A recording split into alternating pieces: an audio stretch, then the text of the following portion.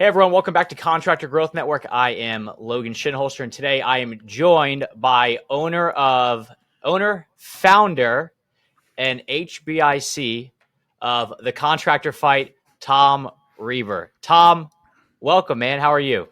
I'm doing great. How are you, man? Thanks for having me. Yeah, man. Of course. This is I don't think we've had you on in a while. I think it's been some time, so this is good to have you back. It's been probably a couple years at this point, but this will be a good one. I appreciate it, man. It's always good to chat with you and hopefully add some value to some people. So, all right. Well, let's just go ahead and jump on in. So, Tom, just for those that might not know who you are, although I'm pretty sure most do, give us your backstory. You are the owner of the Contractor Fight. What did you do before all of the Contractor Fight that gives you some credibility to now being a contractor business coach? Yeah. So I got out of the Marine Corps and worked for my uncle in his painting company many, many years ago. I was a foreman. Fast forward a few years, started my own painting company, made every mistake under the sun, very expensive mistakes. And through the years, kind of started putting some puzzle pieces together and ended up building a pretty successful painting company in the Chicago suburbs. We were doing between 300 and 400 jobs a year, depending on the year. I sold that in my half of it to my partner in 2012. And I didn't know what I was going to do, but I knew I had a new season of life coming. I wanted to, we wanted to move out of the Chicagoland area. So there are a lot of reasons that I sold my half, but the main reason is I just deep down knew that I was meant to have a bigger impact and achieve more fulfillment and things like that. So here we are, more than a decade later, helping tens of thousands of contractors all over the world, make what they're worth and stop stealing time, money, and memories from their families, man. I love it. So you mentioned, you made a lot of the mistakes under the sun. What were some of those mistakes that you made at the time?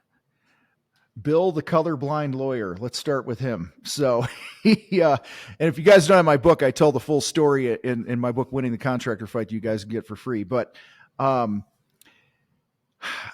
was my first year of business, started this little painting company.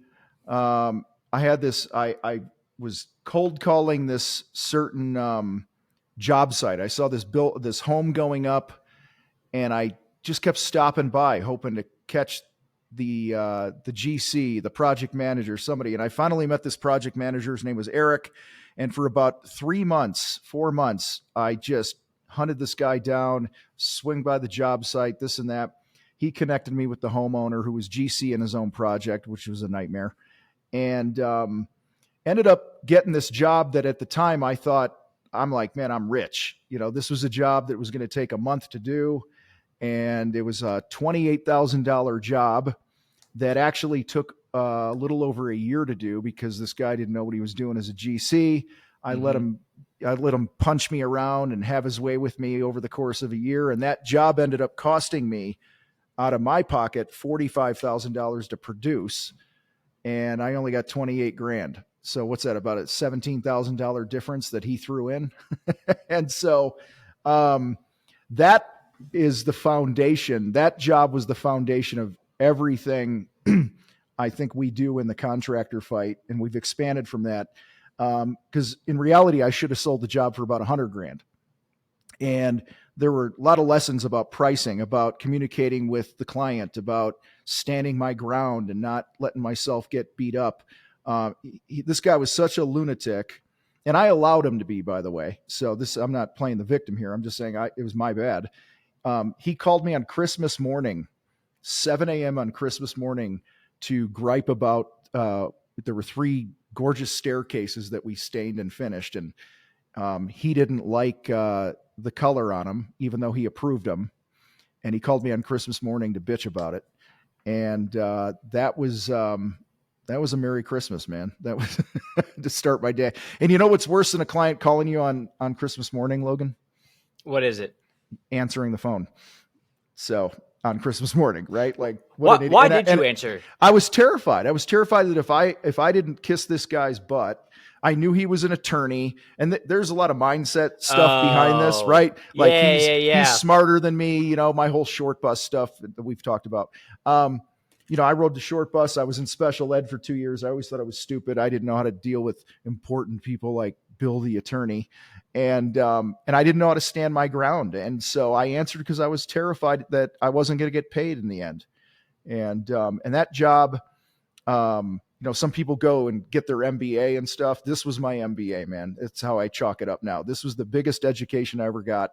And that's one of many jobs. There were a lot of jobs where, you know, I underpriced myself. I didn't stand my ground. I didn't level up my skills as a business owner because I thought it was just about the quality paint job, you know, and there's, as you know, there's so much more to running a business than the quality of the work. So as you look back and you reflect on your time in the painting business, running that, what were some milestones? Because I'm sure, like, for as much as this probably wasn't a positive milestone, this was probably a milestone in and of itself in the business. What other like moments or stories stood out to you as like inflection points in the business? It really, the first thing that came to mind when you asked that question in that chapter of life was, I don't know where I was, but I had this conversation with this lady, and she invited me to come to what was called a leads group, like a networking group in our local Chamber of Commerce. And I didn't even know what the Chamber of Commerce was. I mean, I was just some dude trying to paint shit, man. And, and so I went to this meeting, and I'm like, you know, I had no website. I had no marketing plan. I had nothing going on. So I joined this networking group, and within a week or two, I think I got a job from it. And I'm like, hey, I think there's something to this whole networking thing.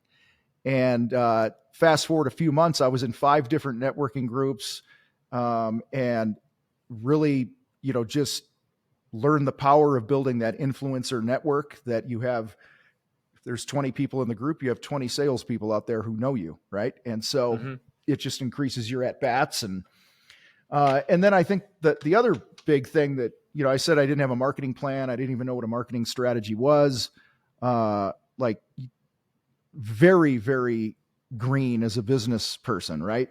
I didn't have a database, you know, I'm just trying to sell stuff. And the only thing I knew to do was meet people. And so even before this networking group, I would go out and I would see, you know, you in line, you know, getting a sandwich, and you'd had something, you know, Logan's Homes on it or something, right? And, you know, or ABC Remodeling. And I literally would just say, hey, man, I see you build homes, or you do this. And they're like, yeah. I said, well, I happen to paint houses. Maybe we should know each other. And that became my go-to till this day. It's my go-to prospecting line when, you know, I'm cold calling and reaching out to people. Like I'll be in traffic here in Colorado Springs, and I'll see a contractor drive by. I'll snap a picture of his truck. I'll go home, you know, I'll Google him, do a little research, and I'll either DM him, I'll text, I'll call, or whatever. I'll go, hey, I saw you in traffic today, and, you know, you happen to, you know, paint houses, and I happen to help contractors make more money, man. Maybe we should know each other. And so just that necessity of not knowing what to do, I just leaned on what I knew I could do. And that was just I figured the more people that know who I am, the better off we're going to be. And that was really a huge turning point, because over the years, that prospecting piece, that hunting piece, and networking piece combined really became a strength of ours. And we hardly did any paid marketing or anything like that. It was just strictly shaking hands. And this was early 2000s also. So a lot's changed in the world. And I think, you know, just a side note, I think this is an area that a lot of contractors have gotten away from because of the ease of the internet and stuff, and social, which I think you should be attacking the whole field. And I think the biggest neglected part of a marketing strategy I see right now is contractors aren't networking enough. They're not prospecting, and there's a lot of low hanging fruit out there. So when you think back to the early 2000s, and like, I'd imagine now when you reach out, because you're Tom, owner, Contractor Fight, like you have some like gusto to you, and it'd be like, you know, if Obama reached out to me and said, hey, I want to talk to you about like leadership stuff, of course I'm going to be like, oh yeah, like let's talk. But back then, early 2000s, nobody knows who you are. How how did you come up with like, or how did you get the confidence to just like, hey, let me go tap this person on the shoulder? Like, was it driven out of fear, or was it out of like, well, the worst they can do is say no, so I might as well do it? Like, how did you muster that confidence, or was that simply just a different time, so that's just what the norm was back then? It was necessity. Mm-hmm. Like I had to find a way to win, and you know, I was married. We just had Dakota, who's now just got out of the Marine Corps a few weeks ago. You know, and Dakota was maybe a year and a half, 2 years old at the time. Mm-hmm. So I was a new dad, and I'm like, man, I have a responsibility to pay the bills and put this on my back, and I have to find a way. And so I wasn't concerned at all with rejection. I mean, I'd asked plenty of girls out in my life and got rejected. So, you know, this was easier than that. So, and I think, you know, it was just, I chose to be relentless about it. You know, I'm writing a new book right now where I tell this story about, there was a builder that took me about 14 months to get.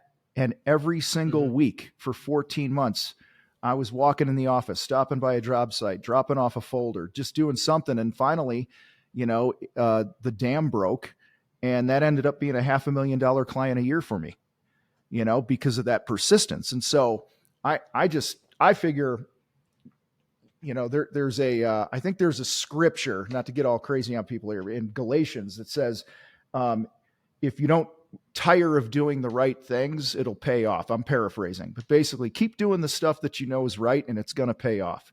And I don't think it's ever wrong to be your own biggest fan in your business. All right. And now you mentioned Obama. I'm going to mention Trump. All right. No matter what you think of Donald Trump, he is his own biggest fan. He is unapologetic about that.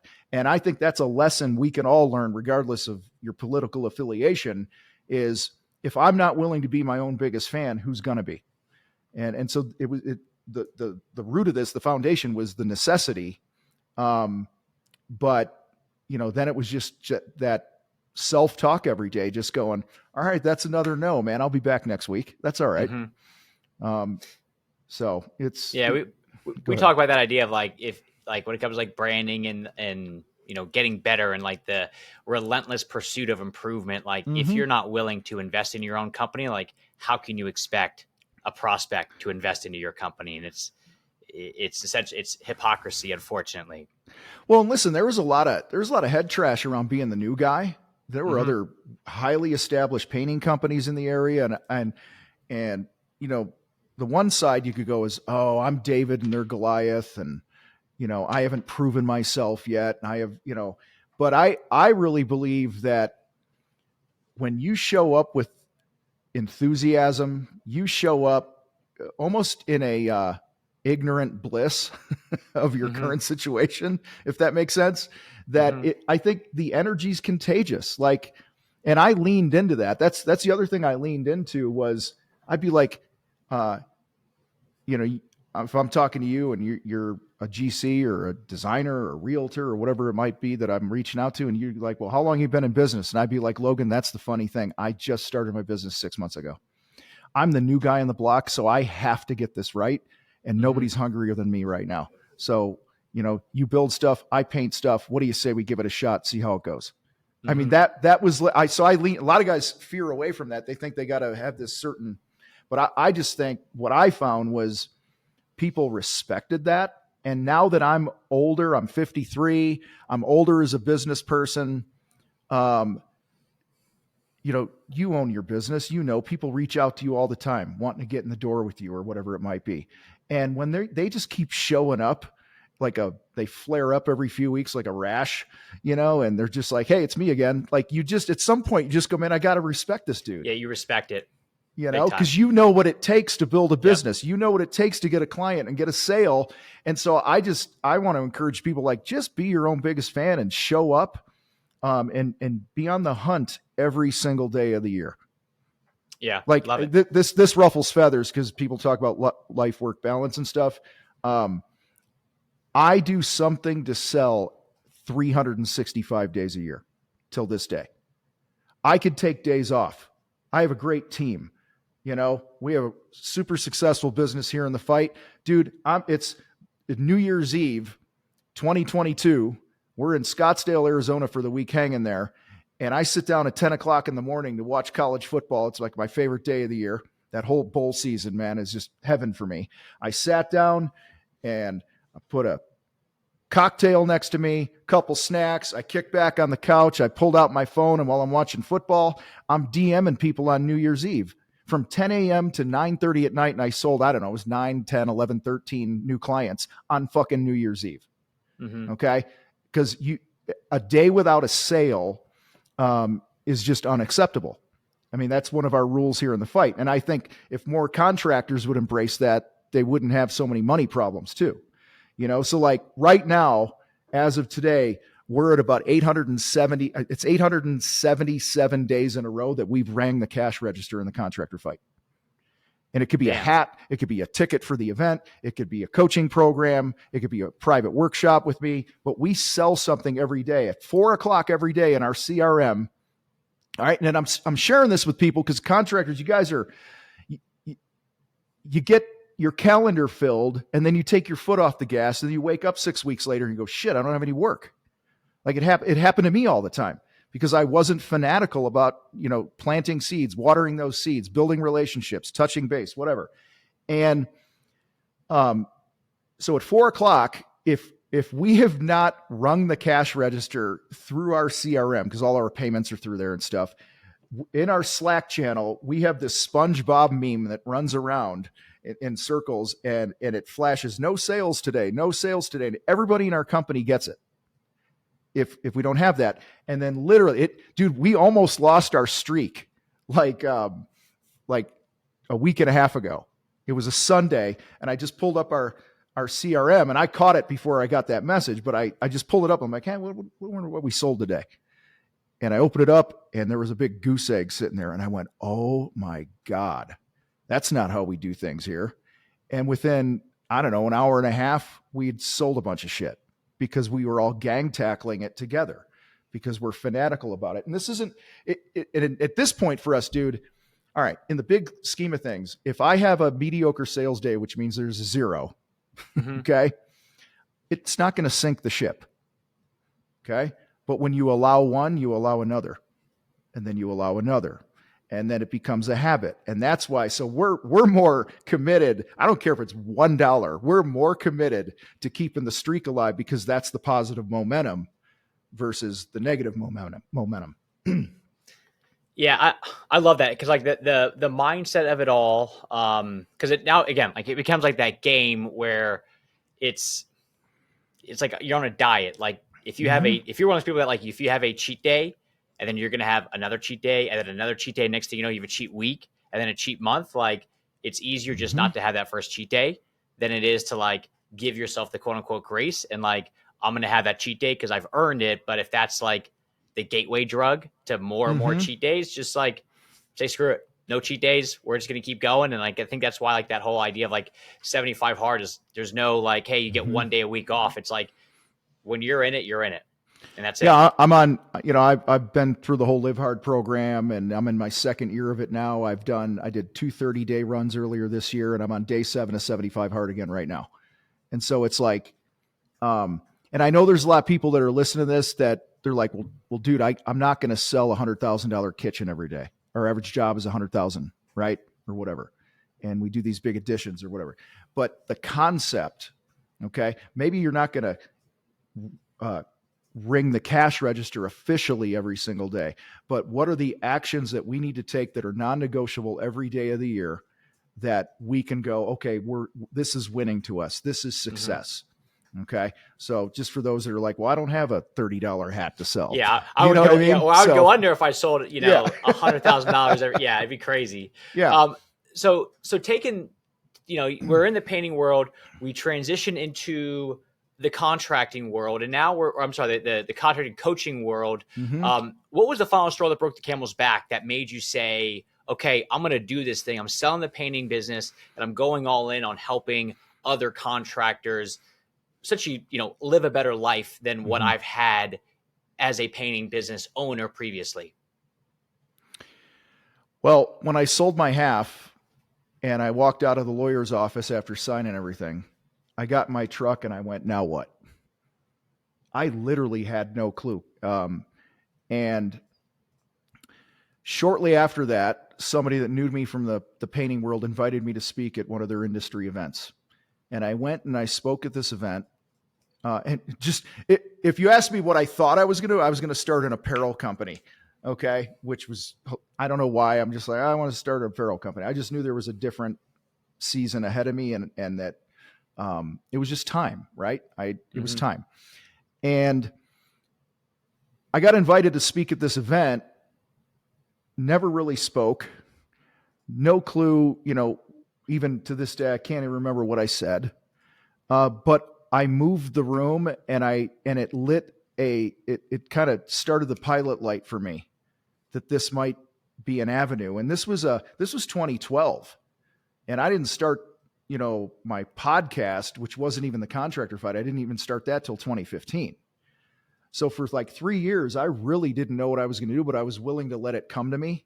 And I'm like, I'm never going to not really go all in on my heart and what I want. And so I was willing to be a little bit patient, which is hard for me.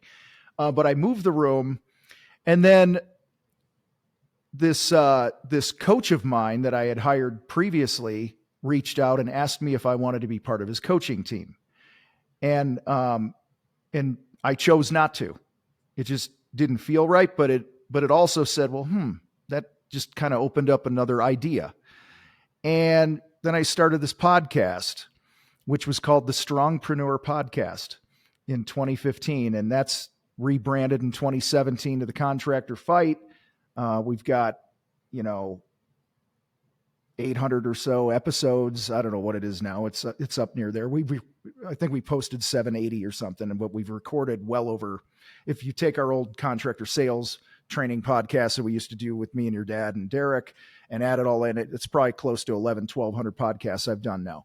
And, but I still didn't know, I had nothing to sell. I was just interviewing people. I was just talking to people. And I just knew that if I just kept throwing shit against the wall, it was going to open the way for me. And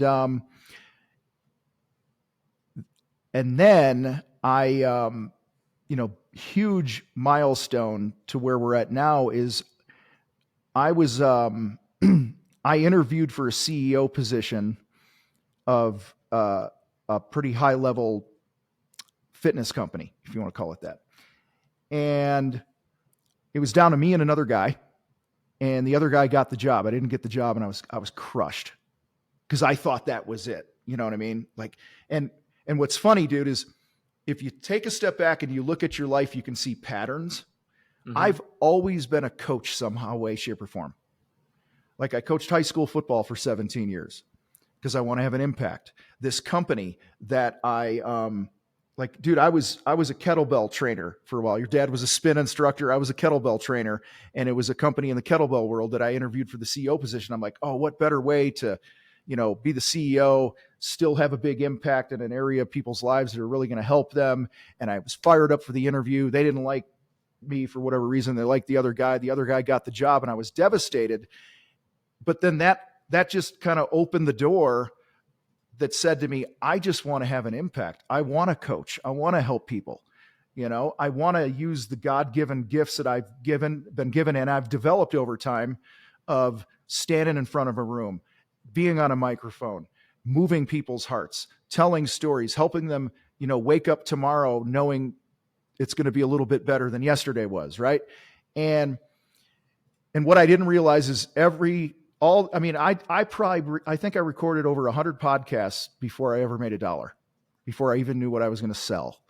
And I had some coaching clients and stuff from events I'd went to and this and that, and, in that time. But what I realized is every time I turned the mic on from that first episode, every time I went and did a video on a social media post that was from my car, and I had no idea what I was doing and there was no confidence, I was practicing speaking. I was practicing coaching. I was practicing moving people's hearts.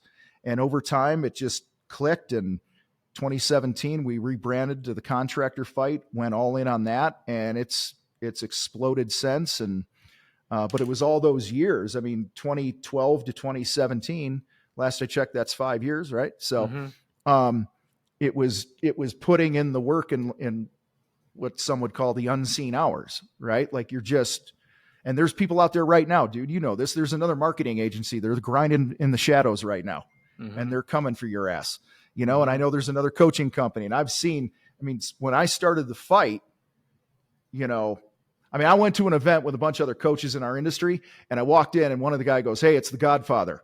And that's how long I've been doing this shit. Right.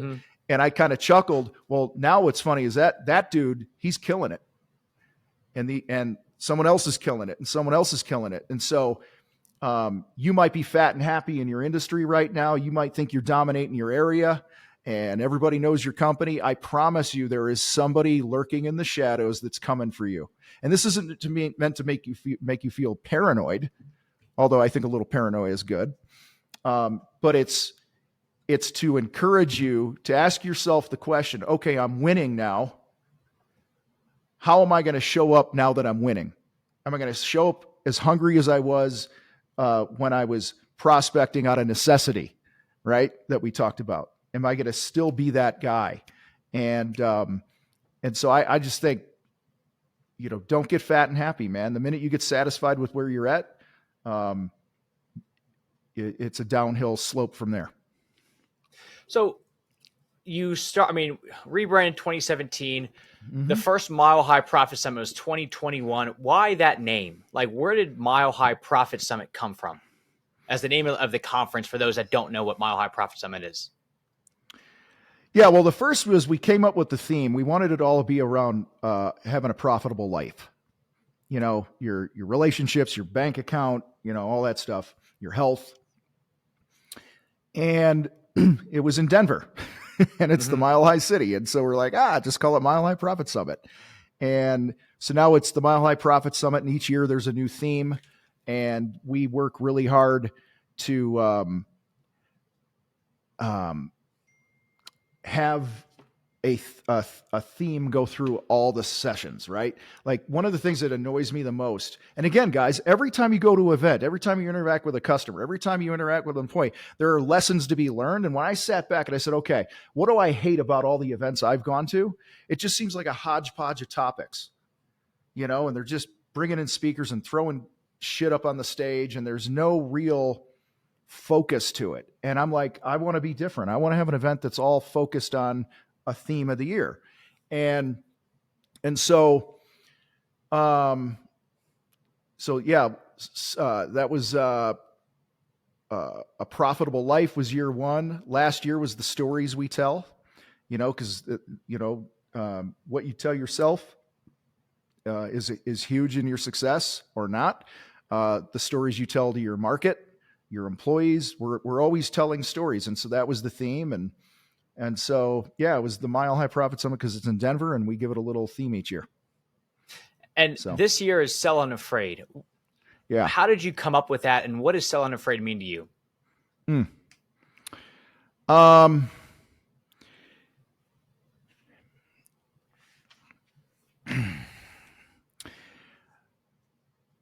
Order taking days are over. Most salespeople, I saw this before the recession in 2008. Like, dude, our painting company, I could show up to anyone's house, property, business, whatever, as long as I didn't molest their cat and I was somewhat respectful and I was on time, I got the job. They had a ton of money and equity in their homes. They were stroking checks for ungodly amounts of money for projects. And, everyone was fat and happy. And those are terrible times for salespeople, because what happens is you just become an order taker. You could hire anybody, give them leads, and they go out, and I used to hear this all the time. It's a numbers game at this point, right? In fact, during that time, prior to that recession in 2008, we closed 42% of the dollars that we estimated. So if I estimated $1,000, we knew we were going to sell $420 out of that for every $1,000, right?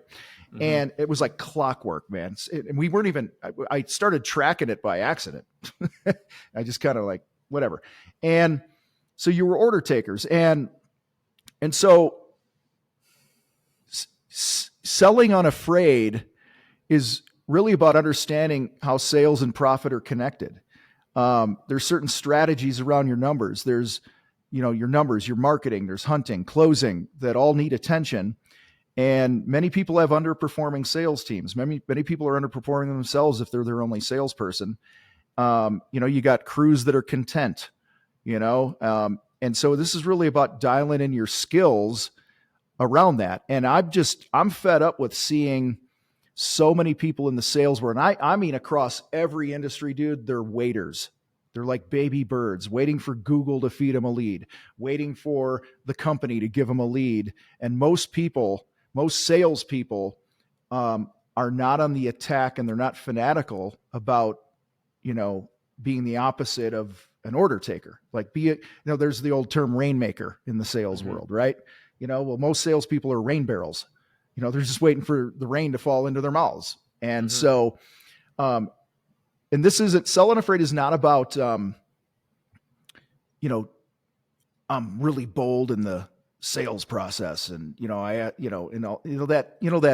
that bro culture, whole sales boiler room shit, right? You know what I mean? It's really about, are you going to have the courage to put the work in? Are you going to have the courage to level up your skills? Are you going to have the courage to not be content with where you are today? That's what Sell Unafraid means today, is that you are content. You are never satisfied. Doesn't mean you can't be content with your life, but you're never satisfied because you always know there's a next level. And I'm seeing it now more than ever, especially with inflation and whatever people want to call what's going on in the economy, is that the tide's going out a little bit, man. And people are being exposed for what they are, and that's order takers. And, I'm sure you see it in the work that you do with people. It's like, dude, you got to be, Logan, listen, I'm just saying, you said something to me several months ago. A client was pissed off at you, okay, about their leads. And then you went into your database and your tracking system, and you're like, well, there was this lead and there was this lead and this lead and blah, blah, blah. And then when you had a conversation, this dude hadn't even fucking called him. You know what I'm saying? So that's what I mean. Like there's this, and listen, every business has customers from time to time that are pissed at them. All right. All of us do. All right. So it shouldn't be a surprise. You do, if you're listening to this podcast. You've had customers that pissed at you, and there's certain things you can look in the mirror and you can own. And there's certain things that you're like, hey, we did our part. Okay. And that's what I'm seeing is I just see people like they think getting back to somebody within a week is acceptable. You want to double your sales, you guys? Answer your phone and call the leads back that Logan gets you. I mean, it's not that complicated. And then when you get on the phone with your leads, be a professional, meaning a professional puts in the work. They train, they role play, they know how to handle objections. Their tonality is there. There's gratitude, there's energy, there's empathy. All these things just don't happen, you guys. And Logan, Sell Unafraid is like, I see so many people, they're like, they'll post in our free Facebook group, this is on fire in my business, this is going on, blah, blah, blah, but I'm a really good salesperson. I'm like, no, you're not. Because if you were a really good salesperson, you wouldn't have bitched about all that stuff. Okay, so stop making the assumption that you're a good salesperson. Doesn't mean you have to be negative and beat yourself up about it, but just go, I got room to grow. There's all the stories of Kobe in the gym with the lights off 4 hours before a game, shooting hoops and working on a move because he knew he had weaknesses in his game. You got Larry Bird shooting 1,000 free throws a day, like clockwork, putting in the work in the unseen hours. And that's what I mean by Sell Unafraid. It's so much more than the actual sales call. It's the preparation, and it's having that confidence in your numbers. It's having that fanatical approach to getting more eyeballs in your business and being a champion of your marketing. And the final part of the triangle is you are prepared for showtime as a salesperson. Every time you answer your phone with a prospect, every time you cold call, every time you're sitting down at the table negotiating, that's like the curtains are opening at the concert or the play, if you want to call it. You are on stage now. All right. A band doesn't just, we went and saw Fall Out Boy a couple weeks ago. Okay. They rehearse, they practice, right? They work through things and issues in their set and their song, and they learn things from shows that they've done through the years. Okay. You put in the work. You just don't show up, open the curtain and expect to win. And that's what pisses me off about this whole sales thing in the contracting world, because they're like, well, we do a really good paint job, or we do really nice countertops and this and that. Okay. You're supposed to, Okay. You're supposed to do that shit. Yeah. All right. And people can be moved along. When I see comments, dude, of, oh, when they say this, I don't know what to do, then that tells me that you're not selling Unafraid. You're not prepared. You haven't put in the work to be prepared. A professional is prepared for every situation. And then you debrief your sales call. You go, okay, where did I drop the ball? Shit, I called Neil a few weeks ago. And Neil's the Contractor Fight CEO. Yeah, I called him up and I had a sales call. He goes, how'd it go? I said, I screwed it up. I said, I made assumptions on this. I didn't go deep enough into the motive, and I didn't do my job. So lesson learned. And if you're not practicing, if you're not sharp on your skills, they go away, man. I saw it was so Julian Edelman, won Super Bowls with the Patriots. He's now retired, and he was on a podcast the other day with the Kelsey brothers and said if it wasn't for how hard practice was with the Patriots, he was like, I'd still be in the league. He was like, we practiced that hard, which they won 6 rings. Which made game day easier. Yes. And they're the best team of all time. And it's funny, I was telling Audrey, so my wife, I know you know Tom, but for the listeners, last night I was explaining, because like that new quarterbacks show is out on Netflix, and we were talking about it, and it's interesting because you have Mahomes, who's at the top, Mariota, who's trying to figure his own stuff out, and then you got Cousins, where like he's fantastic until the pressure's on, and then he folds. And I was talking to her about how interesting it is that they have like the entire spectrum of quarterbacks in those 3. And she was talking about how impressive Mahomes was. And I was like, if you think that's impressive, I was like, you should watch the entire Tom Brady one. Because it's like, I was like telling her, I was like, yeah, he would finish the game, say hey to his family, win or lose, and just sit there and just watch game film that same night. Like just unbelievable, just relentlessly wanting to get better and better and better. And it was like, and obviously now I was like, because I made a comment to Audrey, I was like, yeah, it must have been hard being married to him, but then now they're divorced. So I guess it makes sense. But I mean, he was fanatical about getting better, and that's why he's got 7 rings. So the practice is all there. Let me ask you this. So looking into Mile High, we've got Renee Rodriguez and Ben Newman keynoting it. What are they going to bring? Like, can you kind of give a little glimpse into who they are and what they're going to help move the audience with? Yeah. So Ben and Renee and myself are doing what's called the Elite Package. It's the first time we've done this at Mile High. And so normally Mile High starts on a Wednesday, goes Wednesday, Thursday, Friday. Well, this year on Tuesday, the Elite Package includes a full workshop day with the 3 of us, dinner with us, a tequila tasting, intimate setting, smaller group.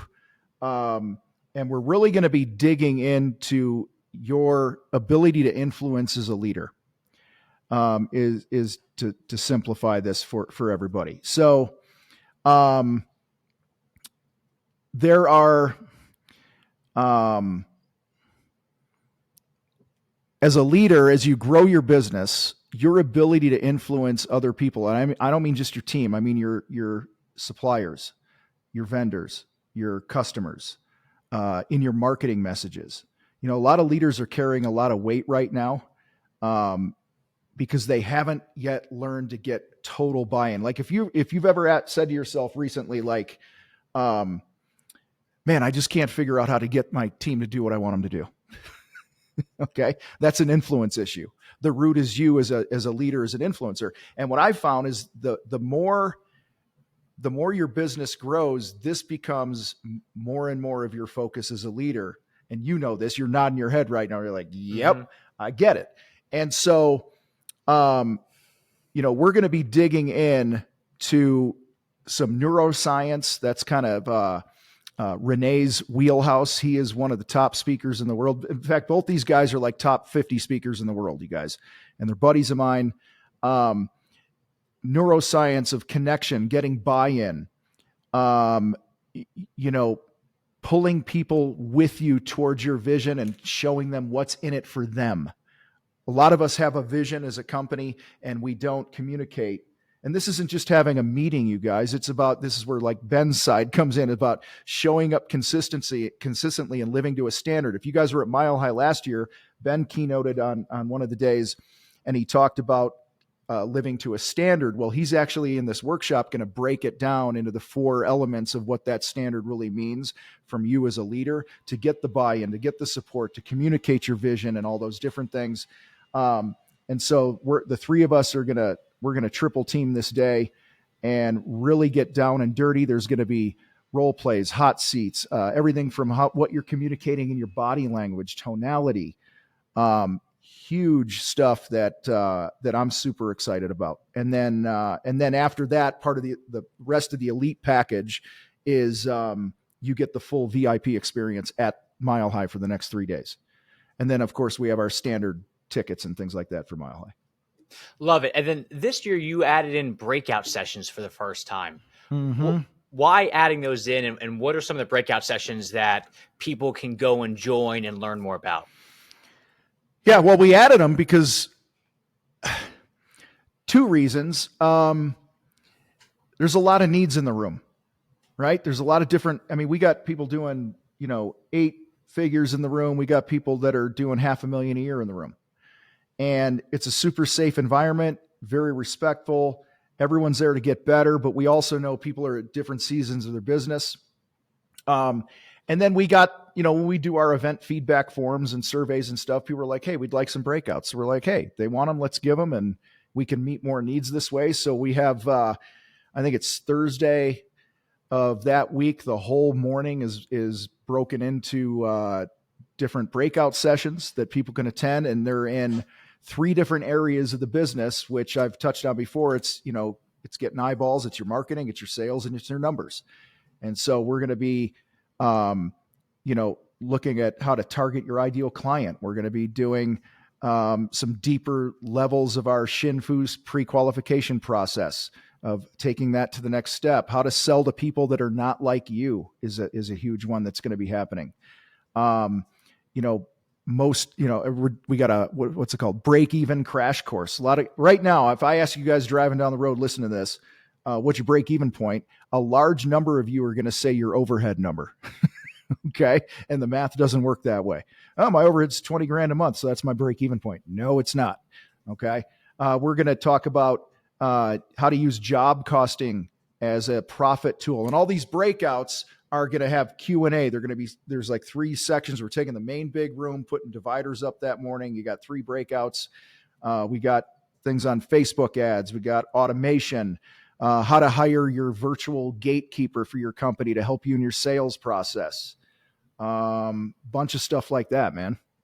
Cool. Love it. And, I'll be running the, how to target your ideal client one. Your ideal client. I'm pumped for that one. I feel bad for the other breakout sessions, cause I'm excited for that one, because that's like right in my wheelhouse. So that'll be a very fun one. That's why we wanted you to do that one. Yeah, it's right in your wheelhouse. Because that's super in my wheelhouse. Guys, if you don't know who your ideal client is, you're screwed. Like, yeah, you'll have some money trickling into the business, but it's going to be really inconsistent. You're not going to understand it. And when you dial in, one of the reasons, preaching to the choir with you here, but like one of the reasons that your marketing might not be working is you don't know who the hell you're trying to sell to and what makes them tick, what makes them move. So back up right now. One of the ideal client personas of the Contractor Fight is the contractor who's been at this for a while. He's working his tail off. He comes home and he's tired. He missed dinner. He's late. She's heating it up for him. And the root of that you've heard us say for years in the Contractor Fight is they're tired of stealing from their family. That's it. It has nothing to do with their income level necessarily, or the size of their business, or whether, you know what I'm saying here. It's a deeper emotional issue. And guys, when you can dial in who your ideal client is, okay, and craft all of your social messages around it, your email marketing, your website, okay, when you get in front of your BNI group and you do your little 30-second pitch to introduce yourself each week, when you can craft your messages around that with that influence that we've talked about, it's game over. It makes it so much easier. Yeah, So go to Logan's session. It'll be a good one. We'll be using some AI stuff to show you how to figure it out. Because like we look Ooh, at I like didn't know that. That's sexy, oh yeah, yeah. man. No, well, See? because like we'll use like we look through people's reviews and we're like, why do people hire you? And they give us like generalized information, but we go through the reviews and we're like, well, actually, these are the reasons why. And like as you can imagine, the number one reason why they get hired is the client says they do really high quality work. And then we turn around and we go, all right, contractor, everybody here is saying you do really high quality work. We can't find it online anywhere. You're not posting it. It's not on your website. Or if it is on your website, it still shows the timestamp from 2008 on the Polaroid that you took. So like the number one thing of why people are hiring you, you're not even showing that. So it's ironic, but once you break it down and you see how simple a lot of this stuff is, it's like, wow, like I've just been, it'd be like, yeah, like we had a client, he was crushing it with all these leads coming in, right? And then all of a sudden the leads stop on the website and he calls us up and he's like, hey, the leads have stopped. And we're like looking through everything. We're like, we can't figure out what's like, why did it stop? Because nothing changed on our side. Well, it turns out that somebody on his team went in and changed the form without anybody knowing it. And that caused all the leads to stop. So we're sitting here and we're like trying to figure out, is it the market? Like what's going on? Like all this stuff. Turns out it was something. And as soon as it was funny because it's not even like a small game. It's a GC. So it's a larger operation. And as soon as we realized it and tweaked it, a new lead came in within like 30 minutes. And it was boom. It was like, it was so simple that you wouldn't even think to check that first, but that's what it was. So it's simple. It's straightforward. One thing that I do know that you guys are doing this year is you're adding in this family room. And you also have, hey, bring your spouse or bring your business partner for half off. Why are those things at Mile High Profit Summit? Yeah. So the family room is, well, let me start with the half price spouse. So listen, we know success starts at home. And so many times, one of the spouses will go to an event, they come home and they try to communicate what was taught at the event. They come home all fired up, ready to do something. The other spouse is like, what? There's just not that unity. So, we've worked with so many couples through the years and partnerships and stuff. We just think it's that important that you're both in the room and, you are on the same page and you can both get a sense of what's going on. You can both hear the same things and take that information and make it your own and then figure out how to put that together in your business. And we see that when we started doing that in the first Mile High, it was really just, I guess the root of it here, man, is we believe family is that important, and a lot of times, when I used to go to business events, way back in the day, my wife never came, and I know some spouses are like, I don't want my husband to go because every time he goes to these contractor events, it's a drunk fest for 3 days and stuff like that. And they don't really, and Mile High is a lot different, man. We're working out in the morning and, there's deep conversations. The relationships are tight. Like it's a very, people are having some beers or whatever they're doing. That's on them. But it's just a different feel. It's a different event. And I wanted everyone to have an opportunity to be a part of it if they wanted to. And I didn't want money to be an issue. Then you mentioned kids. So we also know it could be pretty tough for, people to get out of town when you got kids. Right. And so we've had spouses come with their, a family come out there to Denver and they'll make a week out of it. And they'll, after the event, they'll hit the mountains or whatever. So this year we're adding a kids room. It's for kids 16 and under can attend the event free of charge. And the family room, it's a great place to watch the sessions. There'll be a monitor in there. Kids can play games and do stuff, but it's a super long event. Obviously it's 3 days. And we just ask that those that bring a kid, you utilize the family room to not disturb the other attendees in there because, people are there to pay attention and learn. And it's also not a place where you can just drop your kid off and leave them unattended. There'll be a licensed staff there to help entertain the kids, but they can't be responsible for your kid. We tried to make it where you could drop the kids, and liability, and the world we live in, right? It was just a crazy thing, and we're like, we can't do it. It just didn't make sense. So, but yeah, families are welcome, and we're fired up, man. Cool. Love it. And last question, this is probably the most important one. Contractor and company owner, they go to the event, they attend it. What impact does that play in their journey moving forward?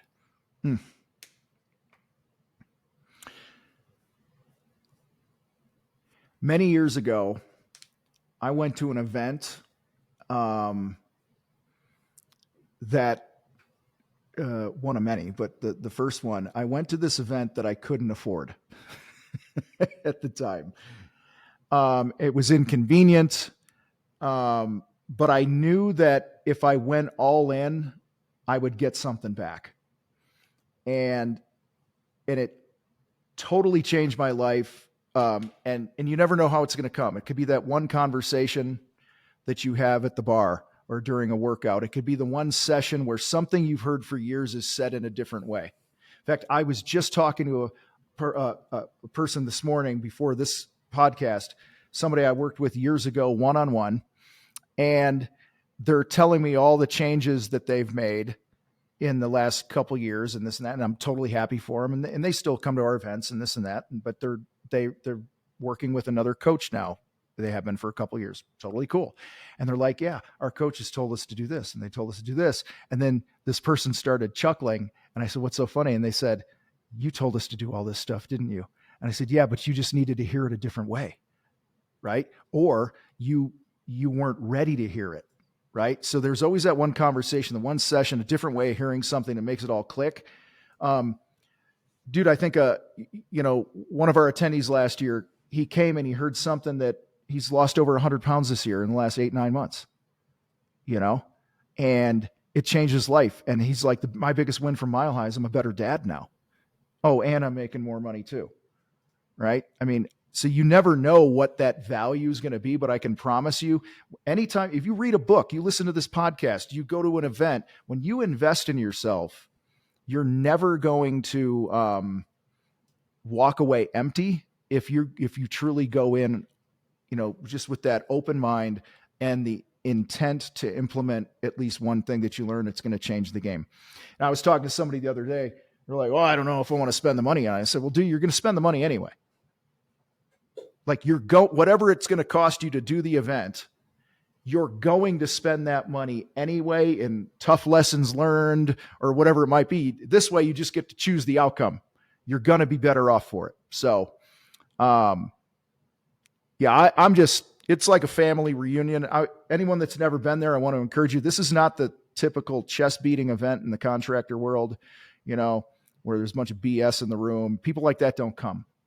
Right. And I mean, Logan, you've been there, and this will be your third time there. Like, the depth in the room, and it's just different. And it's safe. Nobody's looking down on you. If you're the new guy, if you're, shit tons in debt, and you've been in business 20 years and you're only doing $500,000 a year, nobody's going to look down on you. They're going to respect you for being in the room and working on yourself to get better. And that's what this is all about, man. That's why we do this.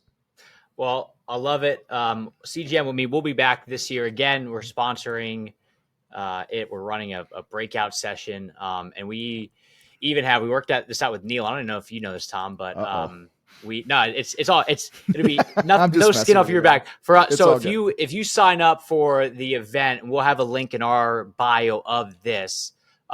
We're actually giving away like a marketing strategy, which actually costs more than the ticket itself if you buy through our link. And the whole idea of that is really, we know the impact of like, if you can go into this event, like already having a good understanding of like we did a strategy for somebody, and I got an email yesterday that just said essentially, Logan, you were able to put into words all the stuff that's been going on in my head for years. Mm-hmm. If you walk into an event like this, knowing that already, it's like, you're at step 2 and you're just able to take off. So We'll put the link in our bio for this podcast. We'll also put it on our website as well, where you go through our link to get the ticket to the event, which is hugely worth it. You'll get a strategy with it as well.